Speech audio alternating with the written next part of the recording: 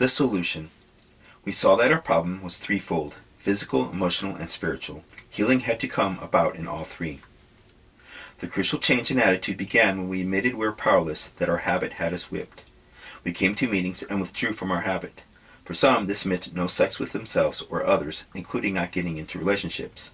For others, it also meant drying out and not having sex with a spouse for a time to recover from lust. We discovered that we could stop, that not feeding the hunger didn't kill us, that sex was indeed optional. There was hope for freedom, and we began to feel alive. Encouraged to continue, we turned more and more away from our isolating obsession with sex and self and turned to God and others. All this was scary.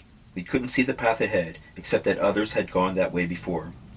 Each new step of surrender felt it would be off the edge into oblivion, but we took it. And instead of killing us, surrender was killing the obsession.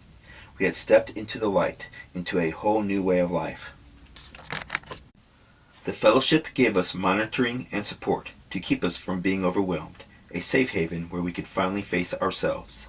Instead of covering our feelings with compulsive sex, we began exposing the roots of our spiritual emptiness and hunger, and the healing began. As we faced our defects, we became willing to change. Surrendering them broke the power they had over us. We began to be more comfortable with ourselves and others for the first time without our drug. Forgiving all who had injured us, and without injuring others, we tried to right our own wrongs. At each amends, more of the dreadful load of guilt dropped from our shoulders, until we could lift our heads, look the world in the eye, and stand free. We began practicing a positive sobriety, taking the actions of love to improve our relations with others. We were learning how to give, and the measure we gave was the measure we got back. We were finding what none of the substitutes had ever supplied. We were making the real connection. We were home.